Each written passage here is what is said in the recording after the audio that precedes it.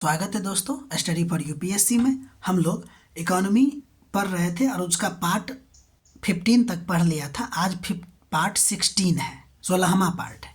इसमें हम लोग वित्त आयोग के बारे में पढ़ेंगे। ठीक है। भारत के संविधान का एक बहुत ही महत्वपूर्ण संवैधानिक निकाय है। तो ये आपको एक चीज़ पता चल गया, संवैधानिक निकाय है जो केंद्र और राज्य के बीच जो वित्तीय संसाधन है उसका न्याय संगत बंटवारे के लिए इसको बनाया गया है। ठीक, यानी कि वित्तीय संसाधन का न्याय संगत बंटवारा हो, इसके लिए वित्त आयोग को क्या किया गया है, बनाया गया है। ध्यान दीजिए कि इसका उल्लेख आपको अनुच्छेद 280 में है। इसका गठन राष्ट्रपति के द्वारा किया जाता है और हर 5 वर्ष में या आवश्यकता अनुसार। ध्यान दीजिएगा, इसमें एक अध्यक्ष और 4 अन्य सदस्य होते हैं और अब तक 15 फाइनेंस कमीशन यानी कि वित्त आयोग का क्या हो चुका है, गठन हो चुका है। ठीक, अब 16वां भी आने वाला है। 15वां वित्त आयोग की अगर बात करें तो इसके अध्यक्ष एन.के. सिंह, वही एन.के. सिंह है जो एन.के. सिंह कमेटी का था। ठीक है। इसमें ना कुछ बात बताया गया है। इसमें बताया गया है कि राज्यों का जो कर में हिस्सा होना चाहिए ना, वो 41% होना चाहिए। और ये जो आधार लिया जनसंख्या का, वो 2011 का जनसंख्या का आधार लिया। ये जो 15वां फाइनेंस कमीशन था ना, उसका मुख्य फोकस किस पे था? कोऑपरेटिव फेडरलिज्म पे, फिजिकल डिसिप्लिन पे, स्वास्थ्य, शिक्षा, रक्षा, आपदा प्रबंधन इत्यादि पर भी इसका फोकस रहा। ठीक है। मेन बात क्या है, इसमें राज्यों का जो कर का हिस्सा था, जितना भी कर आएगा उसमें राज्यों का हिस्सा कितना है, 41% इसको दिया गया। ठीक है। तब हम लोग आगे बढ़ते हैं। ध्यान दीजिए, अब हम लोग एक मुद्दा की चर्चा करते हैं जो इसी से रिलेटेड है। भारत में केंद्र और राज्यों के मध्य होता क्या है कि राजकोषीय शक्ति के संदर्भ में 2 प्रकार का असंतुलन देखने को मिलता है। ये बहुत वीवीआई है। केंद्र और राज्य के मध्य राजकोषीय शक्ति के संदर्भ में आपको 2 असंतुलन देखने को मिलेगा, एक लंबवत और दूसरा क्षैतिज। लंबवत यानी कि वर्टिकल इम्बैलेंस और क्षैतिज मतलब कि हॉरिजॉन्टल इम्बैलेंस। दोनों के बारे में देखिए ध्यान से। लंबवत असंतुलन क्या होता है? जब सरकार के अलग अलग स्तर, क्योंकि आप जानते हैं केंद्र सरकार और राज्य सरकार है, ठीक है, तो संविधान के द्वारा ही क्या कर दिया गया है कि अलग अलग स्तर पे अलग अलग शक्ति दी गई है। आय जुटाने की शक्ति, खर्च करने की जिम्मेदारी। ठीक है। चूंकि जब ये मेल नहीं खाती है तो इसको वर्टिकल इम्बैलेंस कहा जाता है।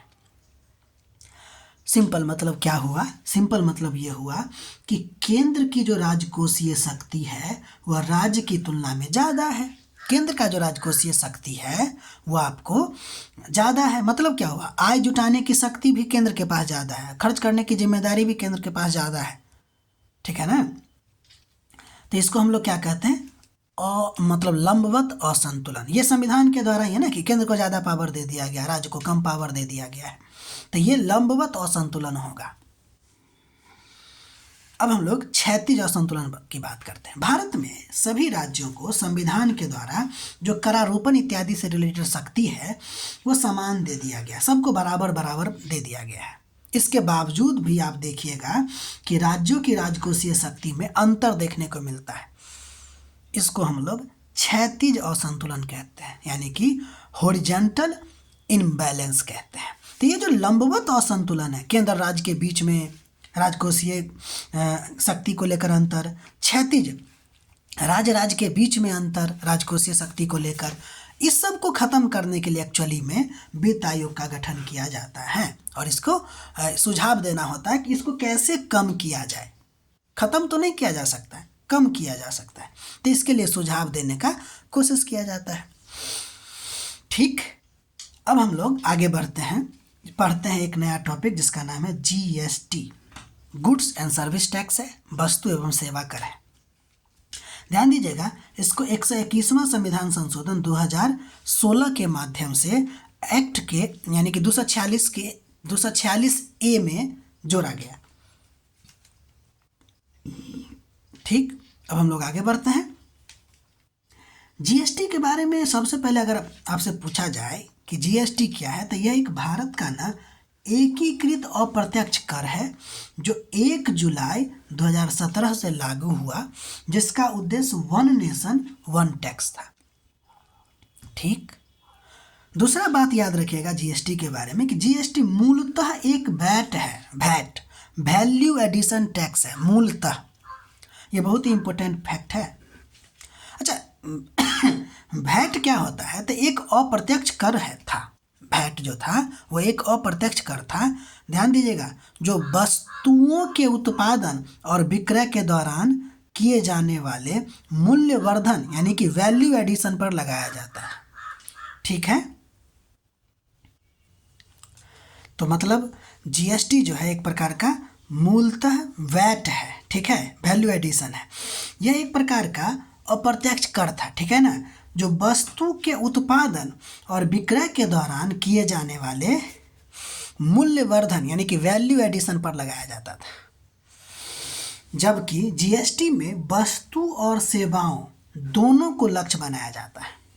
ठीक, देखिए मूलतः वैट है, लेकिन वैट में केवल वस्तु पर लगाया जाता था, जबकि जीएसटी में वस्तु और सेवाओं दोनों को लक्ष्य बनाया जाता है। ठीक।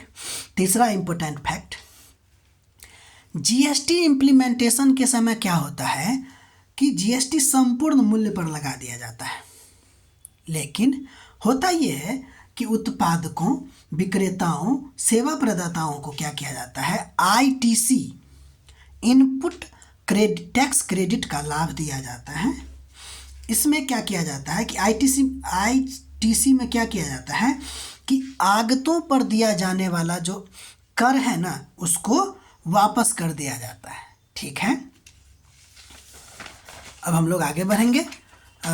इतना ही है एक्चुअली में। अब हम लोग जीएसटी के बारे में उसकी विशेषता पढ़ेंगे, जो कि कंजप्शन बेस्ड जीएसटी टैक्स होता है, ये डुअलिस्टिक नेचर का है, और डेस्टिनेशन बेस्ड टैक्स है ये। इसके बारे में और भी चीज़ हम लोग पढ़ेंगे और ये अगले वीडियो में पढ़ेंगे। ठीक है, तब तक के लिए आप अपना ख्याल रखिए, अपना पढ़ाई करते रहिए। अच्छा लगे तो लाइक कीजिए, सब्सक्राइब कीजिए। मिलते हैं हम लोग अगले वीडियो में।